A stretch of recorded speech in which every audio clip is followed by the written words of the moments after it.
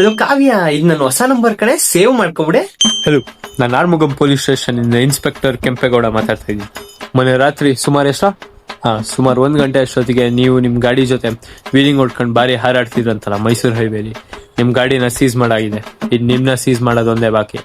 ಇದು ಕೆಂಪೇಗೌಡ ಆರ್ಡರ್ಸ್. 5 ನಿಮಿಷ ಒಳಗಡೆ ನಾನು ಪೊಲೀಸ್ ಸ್ಟೇಷನ್ ಇರ್ಬೇಕು.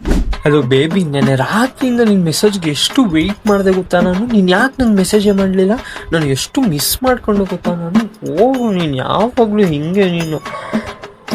ಸರಿ ಹೋಗ್ಲಿ ಬಿಡು. ಏನ್ ತಿಂದೆ ಇವತ್ತು ಮಧ್ಯಾಹ್ನ ಊಟಕ್ಕೆ? ನಾನು ಅದೇ. ಹಲೋ ಸರ್, ಸುಮಾರು ಮಾತಾಡ್ತಾ ಇರೋದು. ಸರ್ ಕಂಗ್ರ್ಯಾಚುಲೇಷನ್ ಸರ್, ನೀವು ಕನ್ನಡ ಬಿಗ್ ಬಾಸ್ ಸೀಸನ್ 13ಗೆ ನೀವು ಸೆಲೆಕ್ಟ್ ಆಗಿದ್ದೀರಾ ಸರ್. ನಾಳೆನೆ ಗ್ರ್ಯಾಂಡ್ ಓಪನಿಂಗು. ಬೇಗ ನಿಮ್ ಲಗೇಜ್ ಪ್ಯಾಕ್ ಮಾಡ್ಕೊಂಡು ಬೇಗ ಓಡ್ಕೊಂಡ್ ಬಂದ್ಬಿಡಿ ಸರ್. ಹಲೋ ಅಪ್ಪ ವರುಣ, ನಾನು ಕಣೋ ನಿಮ್ ಮ್ಯಾಥ್ಸ್ ಟೀಚರ್ ಮಲ್ಲೇಶ. ನೆನ್ನೆ ಪೇರೆಂಟ್ ಟೀಚರ್ಸ್ ಮೀಟಿಂಗ್ ಇತ್ತು, ನೀನು ಅಟೆಂಡ್ ಮಾಡಲಿಲ್ಲ. ಅದಕ್ಕೆ ನಾನು ನಿಮ್ಮ ಮನೆಗೆ ಬಂದ್ಬಿಟ್ಟಿದ್ದೀನಿ ಟೀಚರ್ ಪೇರೆಂಟ್ ಮೀಟಿಂಗ್ ಮಾಡೋಣ ಅಂತ.